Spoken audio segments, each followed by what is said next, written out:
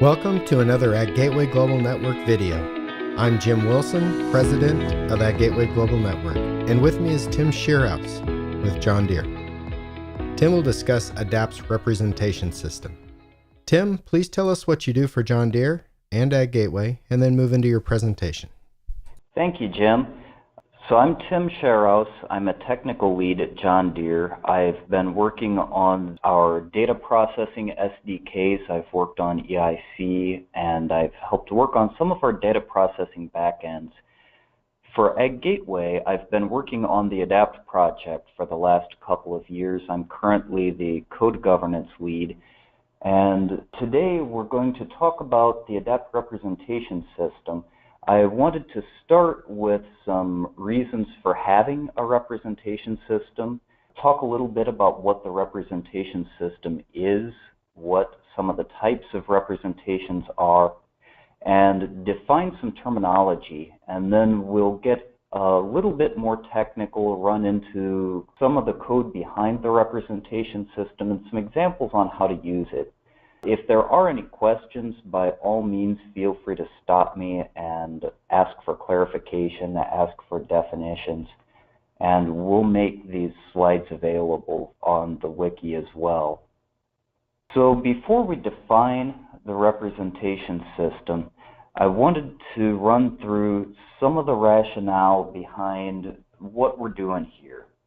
In the ag industry, I'm sure you've all seen the shapefiles or the CSV files that move around in between FMIS systems that have numbers with no context behind them.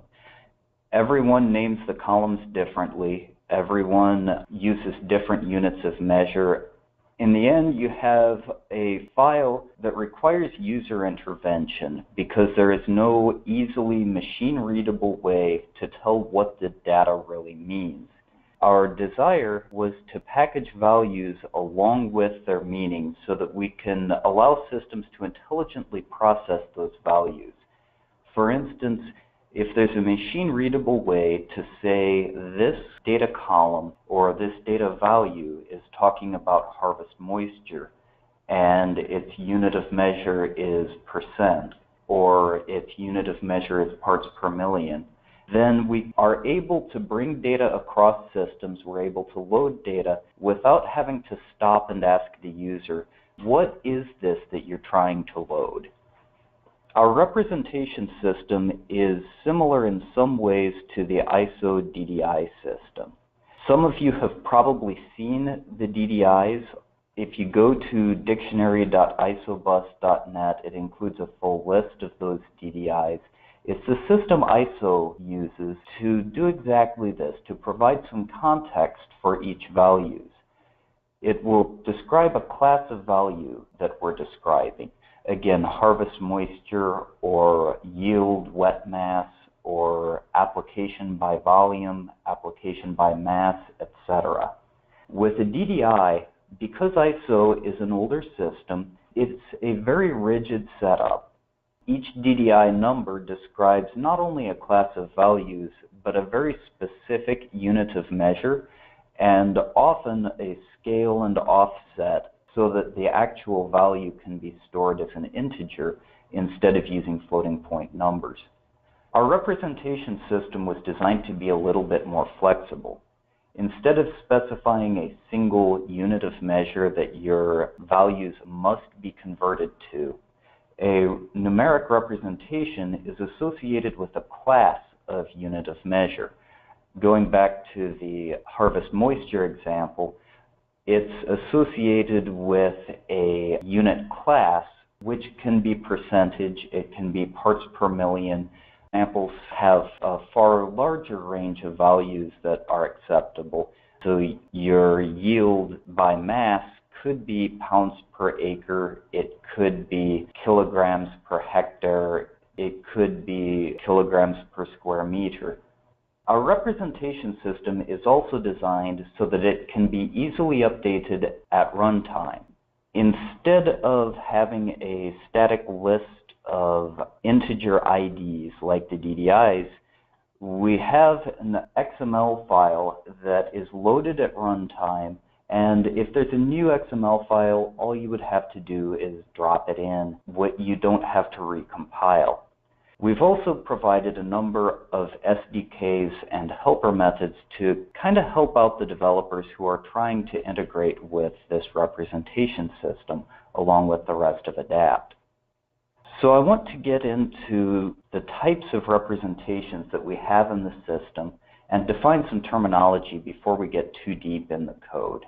We have three types of representations in the system.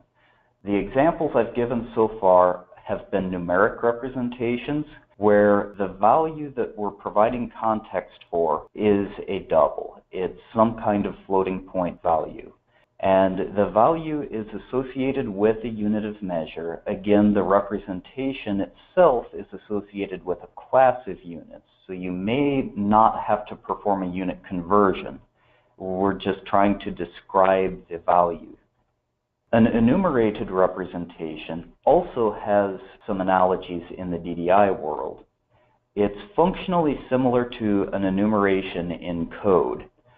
By putting it in the representation system, instead of having an enum in the code, it gives us that same flexibility that we have in the rest of the representation system. Of course, we can add enumeration values or add entirely new enumerations just by updating that XML file, which again is loaded at runtime.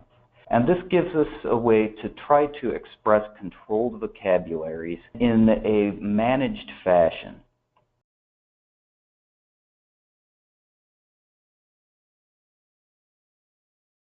Type.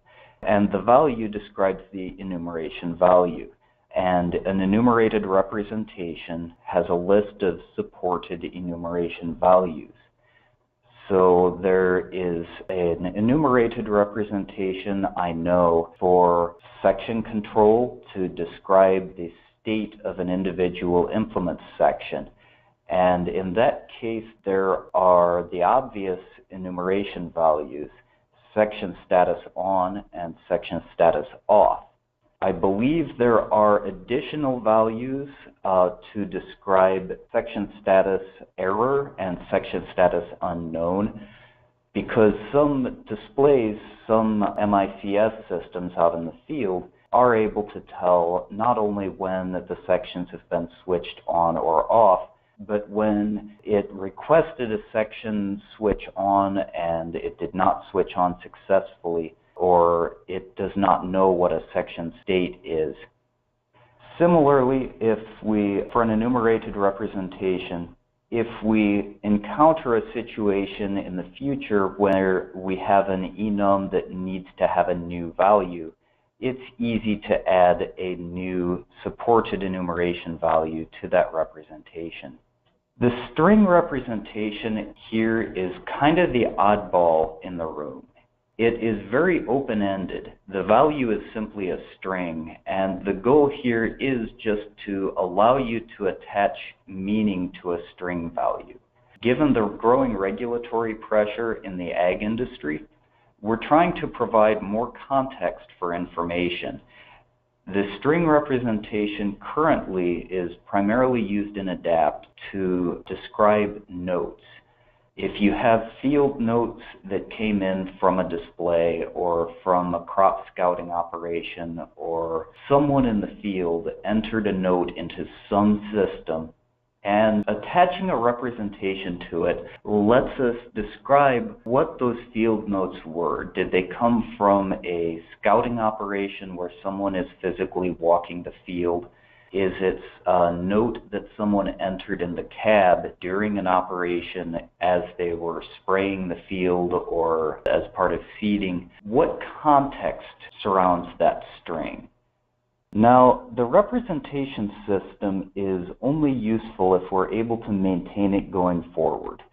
We do anticipate, while we have tried to include as many representations as we can think of, and we have tried already to compare our representation system to the DDI system and the John Deere system and the systems of some of the other companies that have been involved in ADAPT, I'm sure we're missing things. And so we are working on a process for adding new representations. As new data types start to come up, as new features are added to MICS or FMIS systems, we need some kind of uniform policy for administering these controlled vocabularies. We are currently working on this. We anticipate that it will be similar to the process that is already in place for requesting new DDIs, and we have future plans to expose these representations and synchronize new representations using a web API.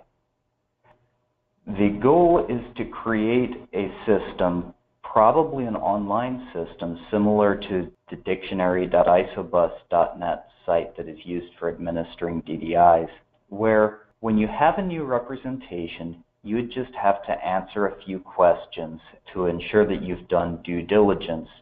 Is there an existing representation that would be a duplicate of the one you're trying to add? Is there a non-trivial use case that's relevant to the ag industry? And is the terminology consistent and the casing and capitalization consistent with other representations that are in the system? We want to make it easy for people to add new representations. We want to make it easy for people to add new enumerated values to existing representations. But we do want to be sure that we are keeping the representation system consistent. Our plan is to lean on AgGateway's standards and guidelines to help us vet out some of these processes. With that, we're going to pivot a little bit. Hopefully we've defined some of our terms here and have enough of a background that we can jump in and start looking at how this representation system works and how we're going to actually go about using it. The representation system is backed by an XML file that contains and defines all of the representations that we have in the system currently. That XML file is deserialized at runtime, again, so that you don't have to compile updates into your system. You would just have to drop an updated XML file in, restart your application, and the new representations will be automatically supported. You don't have to recompile. And I've included here some links to the XML file itself. The first link here leads us to maybe a little bit hard to see here. It links us to the resources page on GitHub where you can grab the representation system XML. If you're curious and would like to dig deeper, there is a schema file that accompanies that to describe the form of that XML file.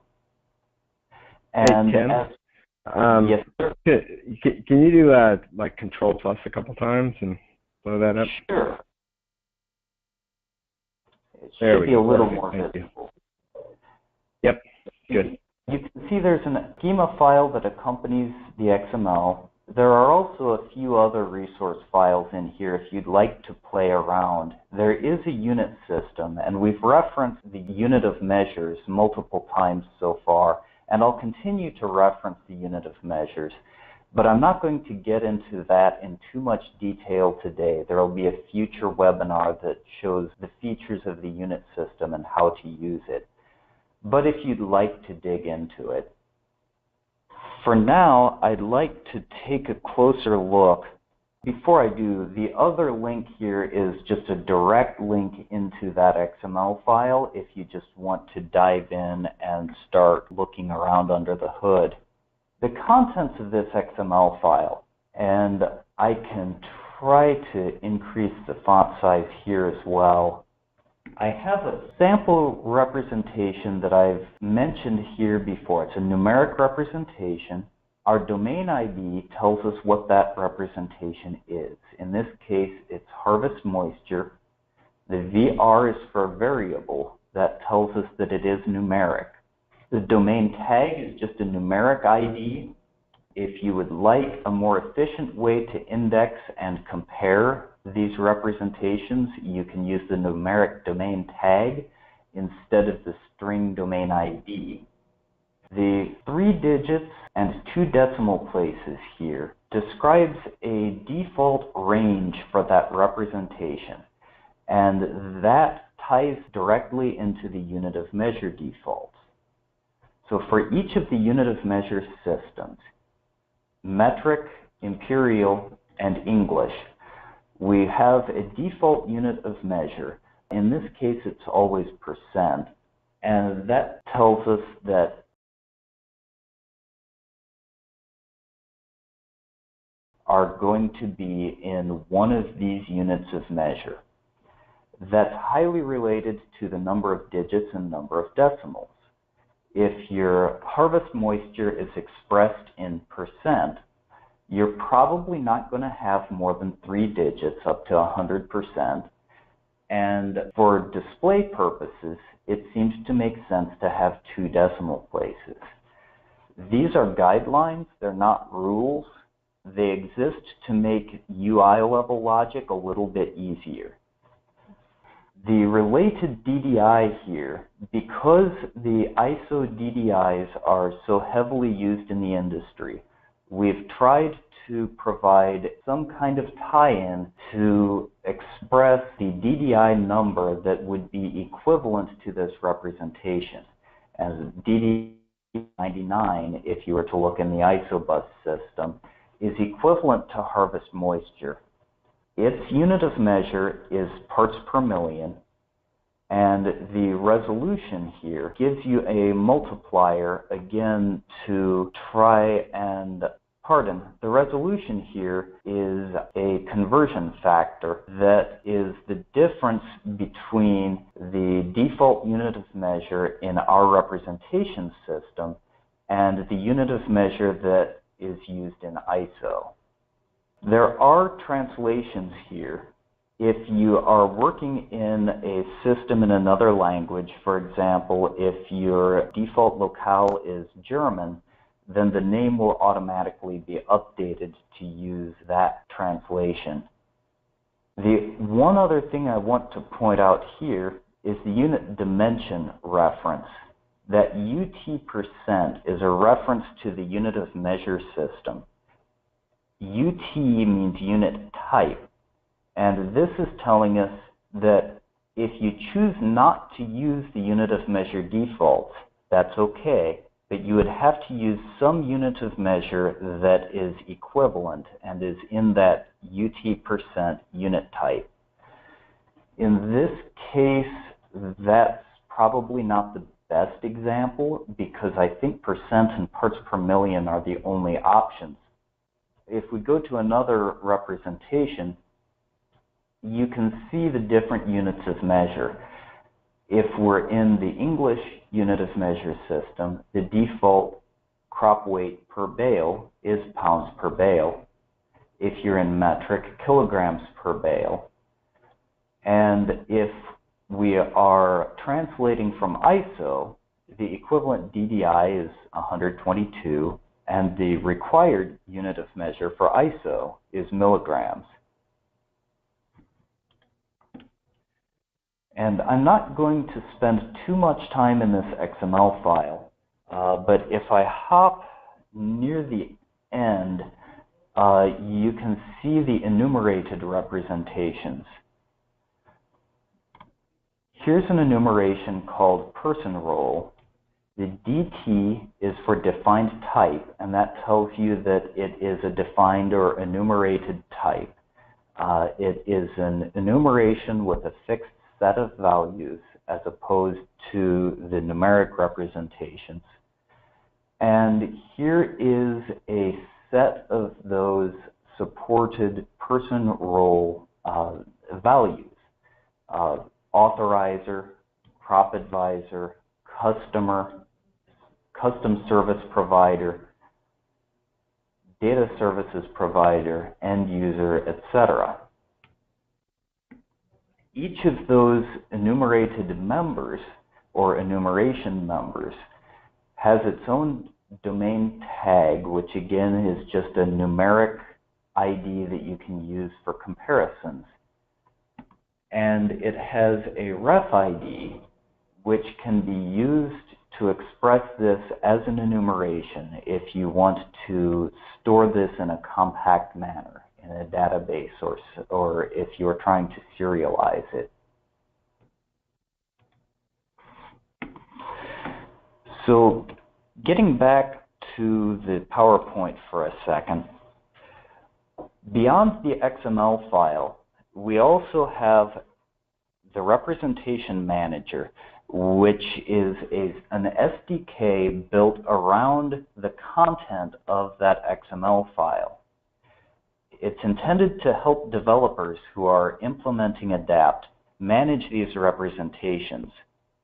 It consists of a singleton instance that loads a dictionary of representations. These representations are deserialized from that XML file at runtime. You can ask that singleton, you can ask that dictionary of representations for a representation either by string domain ID or by the int domain tag. It will return no if you ask for a representation that is not in the XML file. And past that, it contains the allowed ranges of values. It provides a definition for the representations. And I wanted to dig into the code a little bit to see what this looks like. And let me see if I can zoom. So it is a singleton object just because it's trying to load that XML file at runtime. And we don't want to deserialize that repeatedly. We want to deserialize it once and be done with it. If you try to access representation manager.representations, you get a class called a representation collection. And it contains a count that tells you how many representations there are, and it provides indexers, again, based either on domain tag, which is the long ID, the numeric ID, or on string domain IDs. Those are like the VR, harvest, moisture. And you can treat it as a collection. You can pull out an enumerator and iterate over those representations, or you can call into it given an ID and just try to pull the full representation. We can see the definition here. It closely matches the definition in the XML file. You can see those IDs, the name and description, which give you an English version of the English, or if there are translations available, your locale language description of that representation. And you can see that this is abstract. The various implementations of it are those three types of representations: numeric, string, and enumerated. I'm not going to spend a whole lot of time running through the ADAPT code. Once we move on through the rest of the PowerPoint slides, I'm going to switch back to an empty Visual Studio project so that we can write a little bit of code and you can see what it looks like to use some of these helper methods and what it would look like to consume the representation manager. There is a second class of helper methods that we'll show as well. These are designed to provide more developer aids to make it easier to use the representation system. There's a representation instance list that enables developers to browse for the correct representation using IntelliSense in Visual Studio or MonoDevelop. The downside of the additional helper methods, including the instance lists, they are built at compile time. They are less flexible than using the XML file, just because having the representation instance list dot some representation name has to be hard baked into the system. So they are helpful if you are writing code in an FMIS system and you're trying to think what representation would make sense in this context. If you're looking for some type of representation to describe yield numbers, you can simply start typing yield and it will autocomplete with suggested domain IDs.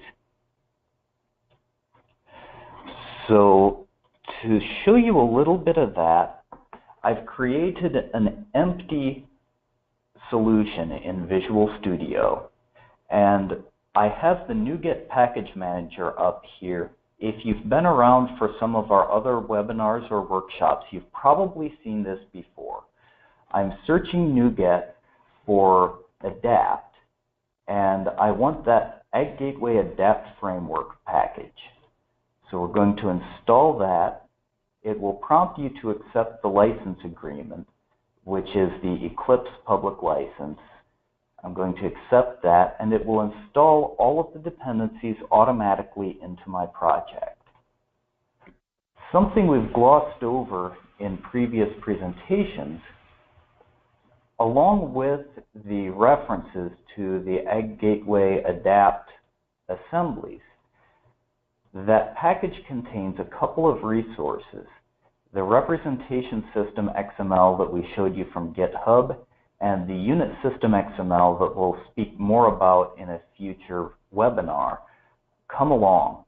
The one goofy thing here, the NuGet packages allow us to define references. It's a really pretty good dependency manager, but it's not very good at describing what we should do with resource files. So we're able to bring those XML files along, but you can see in the properties here, it by default is set to not copy those XML files to my bin directory, and that won't work. So we need to set that to copy always. We'll set a build action of none. I don't want the compiler to do anything with these files. I just want them copied to the bin directory. And we'll do the same thing for the representation system XML. Copy always. And now we have a solution that is referencing ADAPT. I should be able to compile it and build succeeded.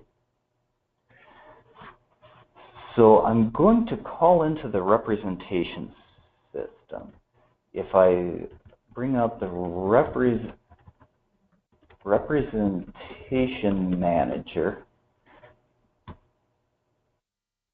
instance, because it is a singleton, there's that representation collection that we referenced. So I'm going to say, pull that out into a variable, representation manager, and let's just pull the representation manager out for now. So I can say, since we've been using the harvest moisture domain ID as an example pretty extensively here, I can say harvest moisture representation is representation manager.representations, and I'm going to pass it that string. And you can see from the autocomplete again, it will take either the domain tag or the domain ID. I don't remember the domain tag for this, so I'm going to call it out by string. BR harvest moisture.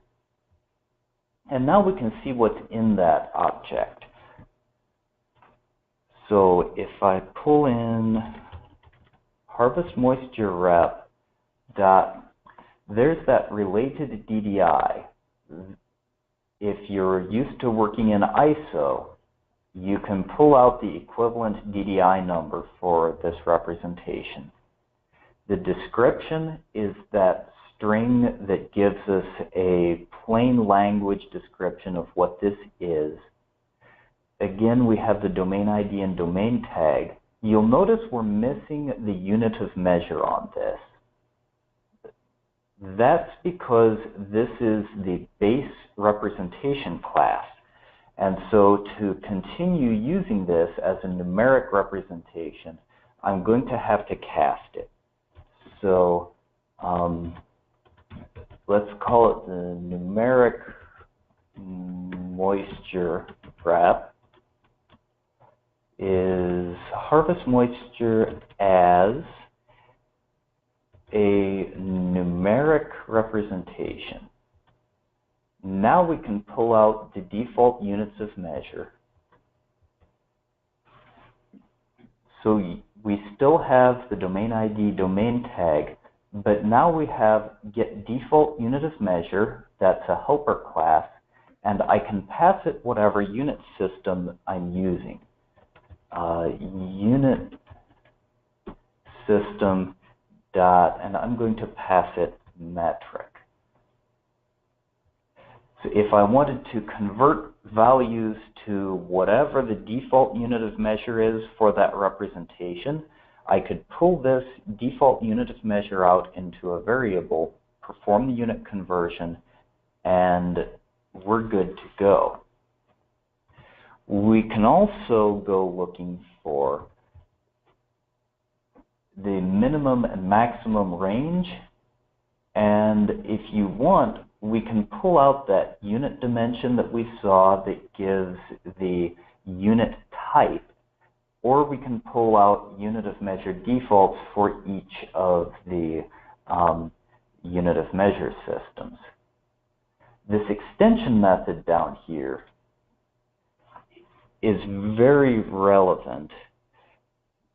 That toModel representation is an artifact of having the helper methods and the SDKs built around the representation system, in addition to having the modeled representations in the ADAPT data model. What ended up happening is we have this rich definition of representations and units of measure in the representation system that have all of these helper methods attached to them. We also have the modeling classes that are used as part of the ADAPT data model. They are serializable. They are much lighter weight. They carry less extra attributes along with them. And so on the internal objects that you get using the helper methods may not be the same objects. So that toModel representation extension method is going to return the serializable ADAPT object. Similarly, if you have the serializable ADAPT object, there is an equivalent helper method that converts it back to the internal representation. Now, all of this so far is using the helper methods that are based on the XML file. They're loaded, everything here is loaded from that XML file and is very flexible. Dropping a new XML file in would give you new representations in that representation manager that you can iterate over, load, store, etc. We do have the additional helper methods that are compiled in. These are, of course, less flexible, but they're great developer aids. If I go to the representation instance list,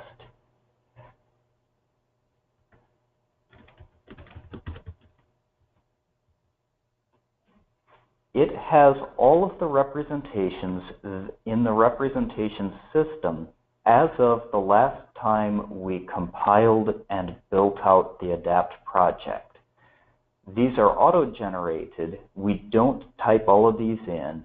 but it does give you a nice IntelliSense autocomplete.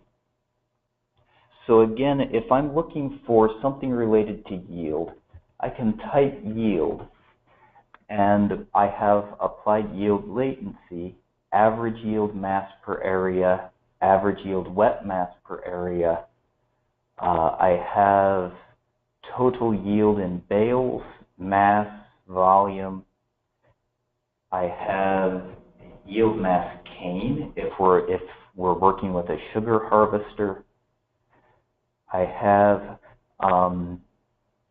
yield mass forage if it is a self-propelled forage harvester, etc. That's just to help with some of those questions that endlessly come up when you're a developer trying to work with this system. What representation am I supposed to use? If we were to go back and look at the ADAPT code, that representation instance list is just a huge class with a whole bunch of static properties on it. These are loaded from the XML file, but all of these properties are auto-generated, and it represents the contents of the XML file at some point in time. So they are helpful, but they're certainly not as flexible as using the representation manager. Now, if I am sending data out to the field, using this representation instance list is a great way to look for an appropriate representation. Let's say I'm looking for the AB curve, radial shift, or total shift. I'm trying to apply some settings to a guidance line, and there we have some candidate representations. You can just look up the most useful data representations based on what you're trying to send out to the display. If you're reading data that is coming in from another system, particularly if you're using the serializable ADAPT plugin, it's going to have the representation domain tags already in the system. And that's where I would say you would take whatever domain tag came in, pass it into the representation manager, and that's how we're going to get a fully qualified representation. This ties together when we get to the unit of measure system, and perhaps it'll make a little bit more sense how to use all of this at that point in time. But a number in the ADAPT system is an object which has a representation, which is going to be one of these, to describe the context of what the data means. It has a unit of measure to tell us what unit the data currently is in, and of course it has a value. Thank you, Tim. Well done. And thanks to all of you who are interested in learning about AgGateway, its activities, and its resources. Be sure to check out other videos in the AgGateway Global Network video series. Take care and goodbye.